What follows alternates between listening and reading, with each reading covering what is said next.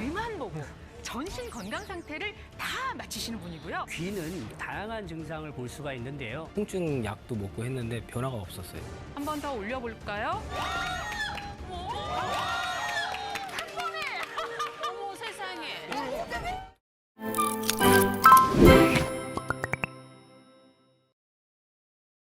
안녕하세요. 기능의학과 자연의학을 공부하고 있고 연구하고 있는 대체의학자 유정환입니다.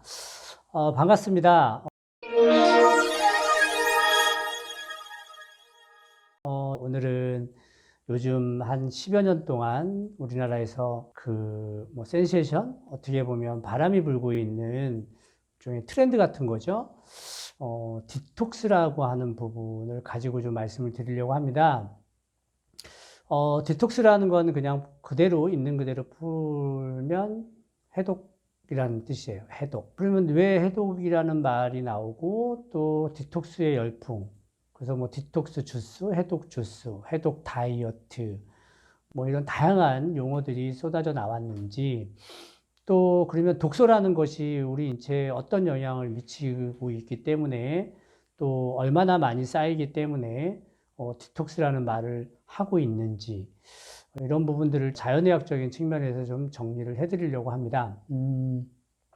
우선 저는 한 28년 정도 이런 디톡스와 관련된 일을 해왔고, 또 이미 우리나라뿐만이 아니라 선진국, 또 유럽이나 우리나라도 이미 지금 선진국이라고 할 수 있죠.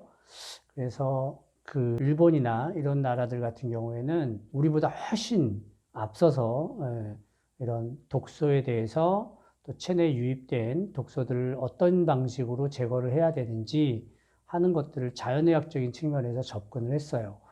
뭐 독일의 막스 거슨이라고 하는 사람이 들어오셨는지 모르겠지만 커피 관장 해갖고 커피를 입으로 먹는 게 아니라 이렇게 관장을 해서 그렇게 간에 도움이 되고, 또 체내에 쌓여 있는 독소들을 배출하고 거기에 이제 도움이 되는 그런 것들을 유기농, 친환경이라고 그러죠.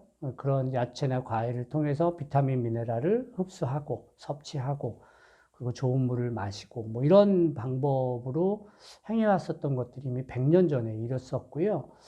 또 1930년대 일본 같은 경우에는 니시 가치조라고 하는 의학자가 니시 의학이라고 해서 발표를 했었죠. 그래서 모관 운동, 풍욕, 그리고 단식 이런 것들을 해서 체내에 있는 노폐물들, 독소라고 할 수 있겠죠. 그런 것들을 배출하고, 그리고 그 배출된 체내에다가 똑같이 비타민, 미네랄, 또 이렇게 풍부한 야채, 과일 이런 것들을 섭취하는 방식으로 행해왔던 것들이 있고요.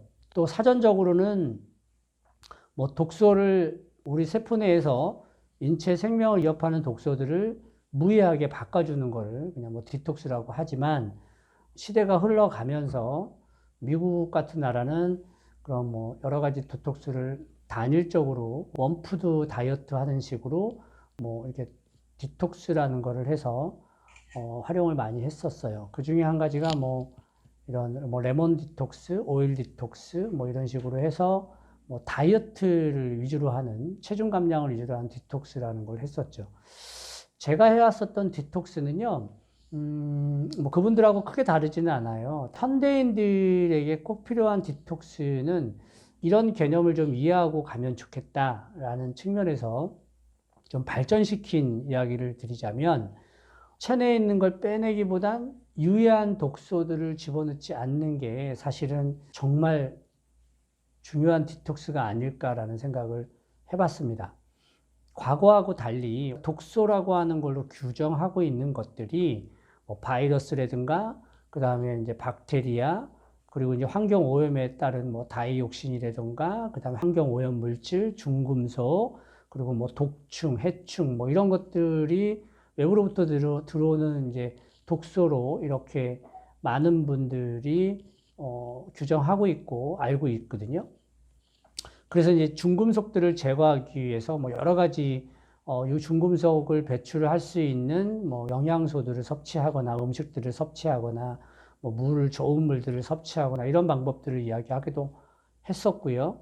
또 킬레이션 요법이라고 해서 이제 혈액 내에 중금속이 많이 쌓여 있으면 그거를 빼내는 그런 약물 치료 요법도 있었거든요. 그래서 이런 방법들을 해왔다면 체내에 이제 자연 발생적으로 생기는 건 아니고요. 음식을 먹었을 때 발생되는 대사 과정에서 생기는 부산물들이 있어요. 그런 것들이 잘 배출이 되지 않고 세포 내외에 쌓일 때 그걸 또 독소라고 하거든요. 그런 것들을 우리가 내독소라고 하는데, 그래서 저는 이제 이런 독소들, 물론 맞는 말씀이고 이런 것들을 어떤 방식으로든지 뭐 다양한 방법들이 있잖아요. 그걸로 빼내는 거 맞다고 생각합니다. 올바르다고 생각하고. 근데 이제 저는 과거에 제가 상담을 했던 사람들과 지금 한 10여 년 동안 상담했던 사람들의 차이를 좀 비교해서 디톡스의 중요성을 좀 말씀드리려고 하는 건데요. 그건 바로 뭐냐면 현대인들에게 있어서의 디톡의 가장 중요한 핵심은 너무나 자본주의에 맞는, 어떻게 보면 돈의 풍요로움으로 인해서 만들어진 음식들, 가공된 식품들, 거기에 들어가져 있는 다양한 첨가제들, 화학적으로 만들어 놓은 합성제들, 이런 것들이 어찌 보면 아까 이야기했던 독충이나 바이러스나 박테리아 같은 자연의 산물로 발생한 독소가 아니라 인간이 욕심에 의해서 만들어 놓은 인위적인 독소라는 거죠. 이런 것들은 생체 이물이라고 해서 우리 인체에 들어오면 걔네들만 특별하게 결국은 이제 배출시키고 해독을 해야 되는 효소들이 필요한데 그 역시 부족하다라는 거예요, 체내에. 그래서 풍부하게 내 몸에 유해한 독소들이 들어왔을 때 배출시키고 해독할 수 있는 능력들을 갖추면 상관이 없는데 그것들이 잘 안 되는 시대에 살고 있거든요. 또 하나는 너무나 많은 독소들이 유입하는 거와 비교해서 우리 신체 능력은 점점 저항할 수 있는 능력들이 떨어졌다라는 얘기입니다. 그래서 현대인들에게 독소는 제가 볼 때는 그런 인간이 만들어 놓은 화학적인 요소들이 가장 치명적인 독소가 아닌가라고 생각을 하고 있고요. 그래서 그런 것들을 제거하지 않았을 때 발생할 수 있는 것들이 다양한 질병과 질환을 유발한다라고 보고 있고요. 이미 많은 의학자들이 현대인들의 약 90%의 질병의 원인을 활성산소라고 이야기를 하고 있거든요. 물론 이제 우리 몸에 필요한 산소가 너무 과잉돼서 세포를 공격하고 그걸로 인한 노화라든가 대사의 문제를 일으키고 그걸로 인해서 다양한 질환이 유발되는 건 사실입니다. 근데 이제 산소라는 것이 오버돼서 물론 이제 문제를 일으키는 것도 있겠지만 그런 활성산소가 증폭되는 이유가 뭘까라는 거예요. 그건 뭐냐면 자연적인 음식들이 섭취가 됐을 때는 우리 인체가 알아서 항산화 요소라든가 그 다음에 대사 부산물들을 잘 배출시킬 수 있는 것들이 있거든요. 그런데 부자연스러운 인위적인 것들이 들어왔을 때는 활성산소도 더 많이 생기게 될 뿐만 아니라 그런 것들을 배출시킬 수 있는, 분해할 수 있는 효소들이 현저하게 부족해진다라는 거죠. 그래서 그런 저항 능력이 상실된 데에는 일단은 인위적으로 들어온 것들을 빼내기 위한 장부의 기능을 건강하게 만들어주는 것이 우선이거든요. 그래서 저는 다양한 질환이나 질병을 가지고 있는 분들이나 또 그런 것들을 예방하기 위해서는 우선 체내의 독소를 배출함과 동시에 체외로부터 들어오는 유해 독소들을 차단하고 막는 게 우선이라고 생각을 하고 있습니다. 그래서 많은 분들이 독소를 배출하기 위해서 뭐 해독 주스라든가 뭐 다양한 디톡스 방법들을 찾는데 저는 거기에 좀 공감하지 않습니다. 제 개인적인 생각이에요. 왜 그러냐면 우리 몸엔 어떤 식품을 집어넣고 주스를 집어넣어서 체내에 독소를 배출한다? 좀 어불성설인 것 같아요. 우리 몸이 알아서 독소를 제거하고 배출시키는 대사 능력이 좋아지게 만드는 것이 디톡스이지 어떤 걸 집어넣어서 체내가 할 수 있는 자연적인 기능을 대신한다? 이거는 근본적인 디톡스는 아닌 것 같아요. 그래서 저는 개인적으로 생리적 특성에 맞게 우리 몸에 들어오는 많은 것들을 자체 정화하는 시스템인 장, 그리고 간, 그리고 혈액을 걸러내서 유해 물질들을 배출시키고 유익한 것들을 다시 혈액에 공급시켜주는 콩팥, 그리고 방광, 비뇨기죠. 그리고 호흡을 통해서 배출시켜야 되는 이산화탄소, 그리고 좋은 공기를 많이 집어넣어서 산소를 공급시켜줘야 되는 이런 호흡기 기능이 좋아야 된다고 생각을 하고요. 또한 열심히 운동을 하거나 해서 땀을 배출을 해서 피부를 통한 독소 배출, 이런 것들이 상당히 중요하다고 생각을 해요. 그래서 일단은 간을 건강하게 만들어주기 위한 간 건강 프로젝트가 필요하고, 또 장을 건강하게 만들어주기 위한 장 건강 프로젝트가 필요하다고 생각하고, 신장과 폐 기능을 좋아지게 위한 프로젝트도 필요하다고 생각을 합니다. 그래서 디톡스는 결국은 어떤 음식을 집어넣어서, 어떠한 것들을 집어넣어서 신체가 하고 있는 고유의 능력을 대신하는 것이 아니라 그런 신체 능력을 업그레이드해서 원래 신체가 가지고 있는 항상성을 지켜주기 위한 그런 것들을 집어넣고, 그리고 그런 것들을 통해서 회복된 신체 장기, 세포들이 스스로 알아서 독소를 배출하는 방법, 이게 제대로 된 디톡스라고 생각을